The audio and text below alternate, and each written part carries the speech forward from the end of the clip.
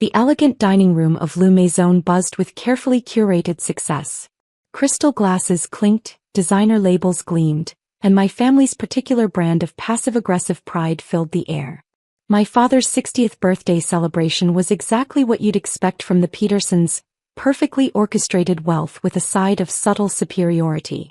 I adjusted my simple black turtleneck, bought from a boutique that would have horrified my mother if she knew the price, and took my usual seat at the far end of the table. The family disappointment's designated spot. Emma, darling. My mother's voice carried that familiar note of concern that felt more like criticism. You could have dressed up a bit. It's your father's birthday. I glanced down at my outfit, fighting back a smile. The turtleneck probably cost more than her entire ensemble, but they'd never know that. Just like they'd never bothered to ask what I really did with my computer hobby for the past 5 years. My brother James arrived last as usual, his Armani suit practically radiating self-importance. As the CEO of Peterson International Banking, he was everything I supposedly wasn't: successful, ambitious, properly focused on the family legacy. Still playing with your little coding projects? He smirked, settling into his power position near Dad. What is it now, websites for local businesses? I took a slow sip of water, letting his words roll off me like they had for years. If he only knew about the meeting I'd had this morning with the Federal Reserve, or the papers sitting in my office waiting for tomorrow's signatures. Let's celebrate, Dad announced, raising his glass. To family, to success, and to the future of Peterson International Banking. Everyone raised their glasses. I noticed James's hand trembled slightly. Interesting. Speaking of the future, my mother added, carefully adjusting her Cartier bracelet. Emma dear, we've been thinking about your situation. There was my situation. That's what they'd been calling my decision to leave proper banking and start my own technology company. 5 years of subtle jabs, worried phone calls, and not-so-subtle hints about real careers with actual futures. The family name means something, James chimed in, cutting into his Wagyu steak. And frankly, your little startup experiments are becoming embarrassing. My phone buzzed silently. A message from Sarah, my COO. Federal Reserve approval confirmed. Documents ready for tomorrow's acquisition. I checked my watch. 16 hours until everything changed. Actually, my mother brightened, we have wonderful news. James has agreed to create a position for you at the bank. Junior Digital Services Coordinator. Perfect for someone with your interests. I studied her face, wondering if she'd even recognize the woman who would be featured in tomorrow's Wall Street Journal. The one they were calling a financial technology revolutionary, the architect of modern banking's future. Did you know, I said carefully, that the banking industry is about to experience its biggest technological shift since the invention of ATMs? James laughed dismissively. Please. I run one of the largest banks in the country.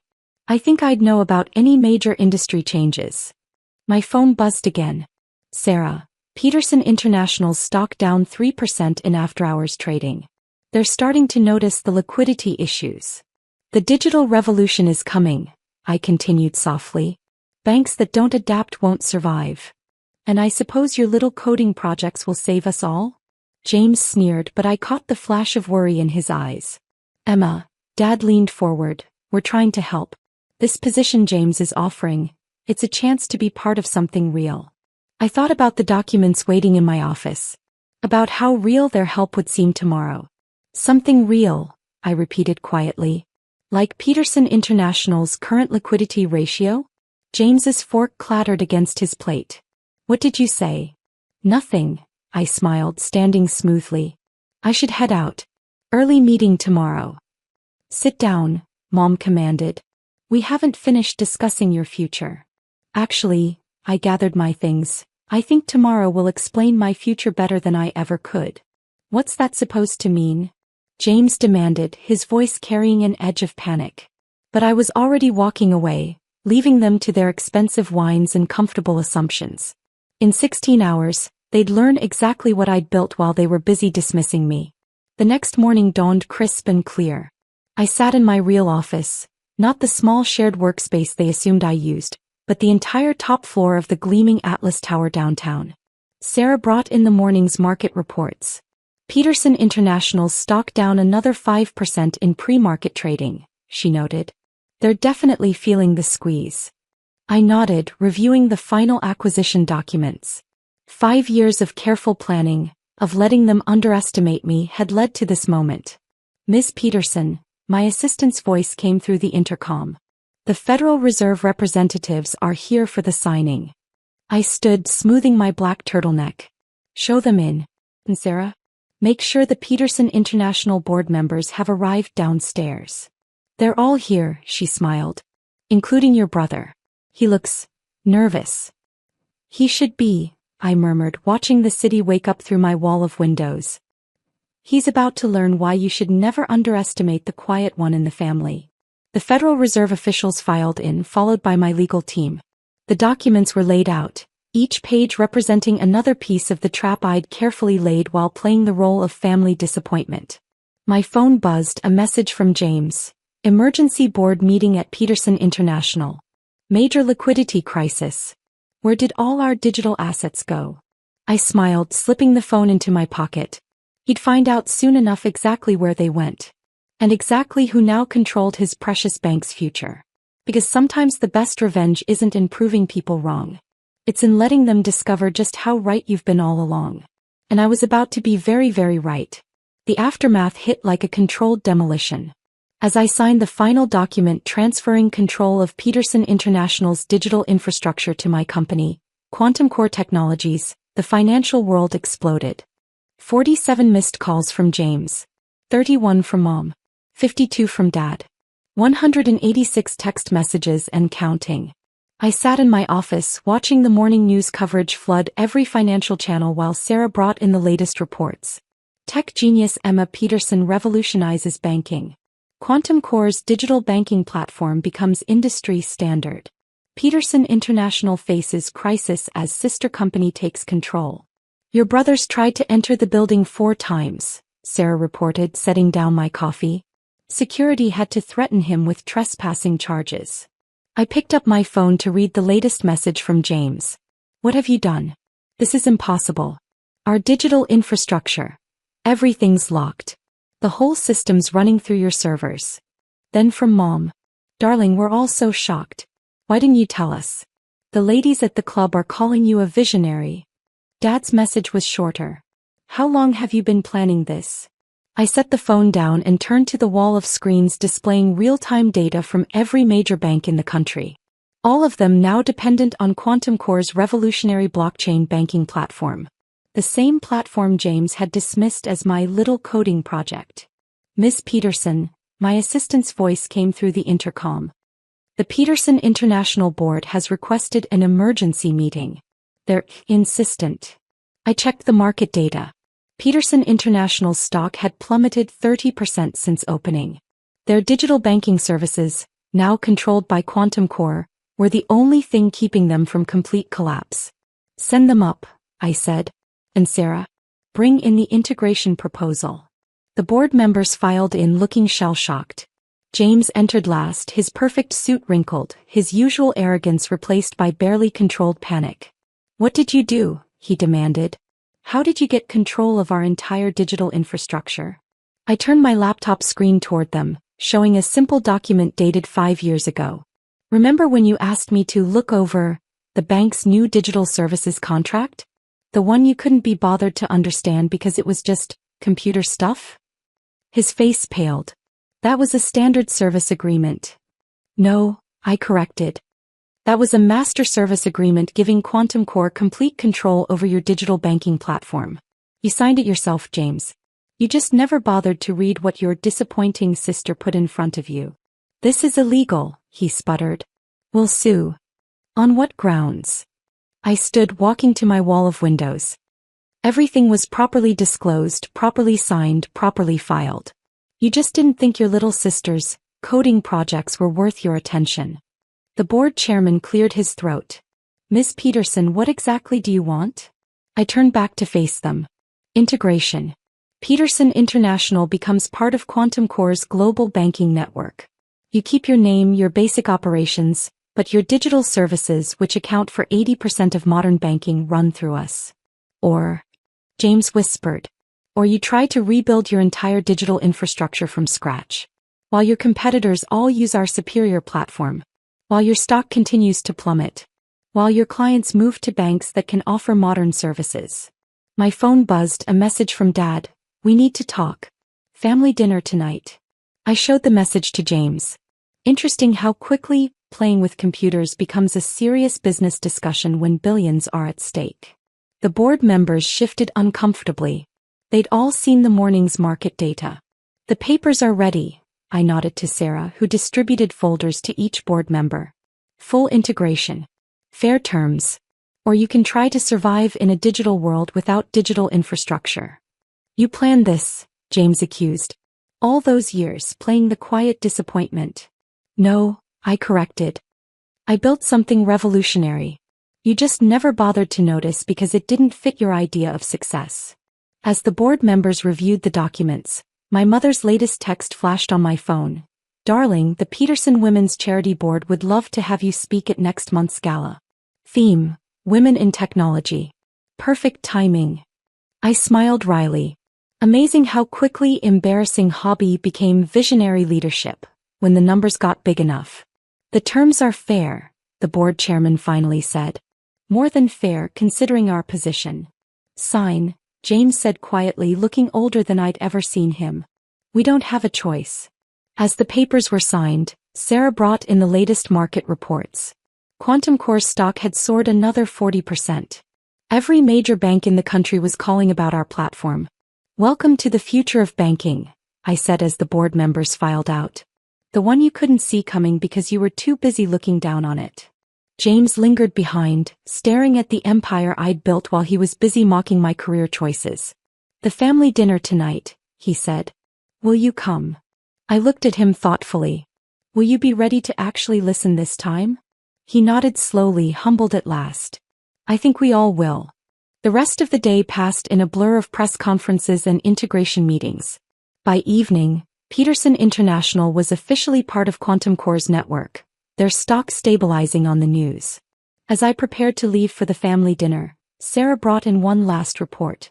Every major financial publication wants an interview, she said. They're calling it the most brilliant takeover in banking history. I smiled, straightening my black turtleneck. Not a takeover. An evolution. They just didn't evolve fast enough. Looking out over the city, I watched the lights come on in buildings that now ran on my technology. Tomorrow would bring more challenges, more family drama, more attempts to rewrite history.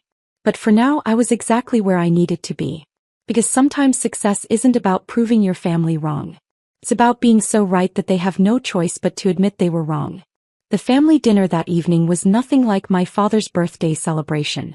Gone were the subtle jabs and condescending smiles.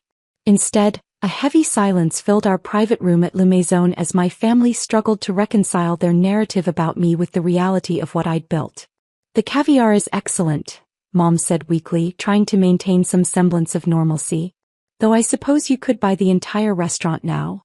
Actually, I set down my water glass. Quantum Core acquired it last month. Along with most of the high-end properties in the financial district.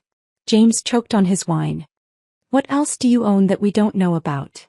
The better question, I replied calmly, is what don't I own that you thought you did? Dad cleared his throat, looking older than he had at his birthday party just yesterday. The digital banking platform, how long have you been developing it? Remember when I was 16? When I presented that blockchain banking concept at the family meeting. I watched their faces as recognition dawned. The one you all laughed at and told me to focus on real banking instead? That little project? James whispered. That became a revolutionary financial technology that now controls 60% of global digital banking transactions? I finished for him. Yes. That little project. My phone buzzed, a message from Sarah. Asian markets just opened. Quantum Core up another 25%. Peterson International stabilizing under our umbrella. Mom reached for her champagne with trembling hands. But darling, why didn't you tell us? We could have helped. Like you helped when I wanted to study computer science instead of finance? I asked quietly. Or when I turned down James's offer to be a junior clerk.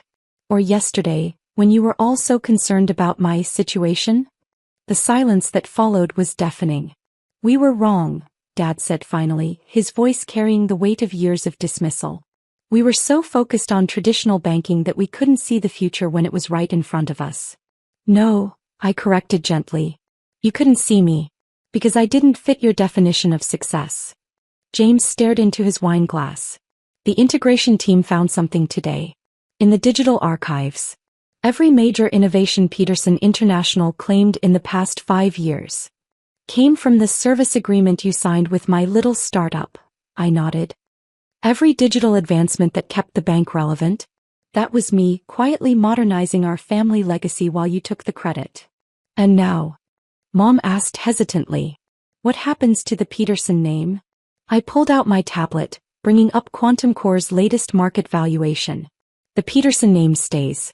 But it becomes part of something bigger. Something that looks forward instead of back. And James. Dad glanced at my brother who seemed to shrink in his expensive suit. Remains CEO of Peterson International's traditional banking division, I said. But he'll need to earn his position this time. No more coasting on birthright. James nodded slowly. I suppose I should learn what blockchain actually means. You should learn a lot of things, I agreed. Starting with how to recognize innovation even when it comes in unexpected packages.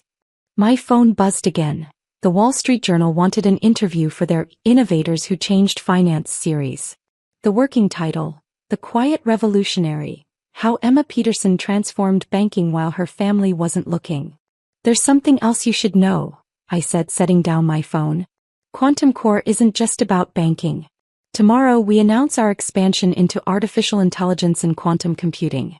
More computer stuff? Mom asked weakly. No, I smiled. The future.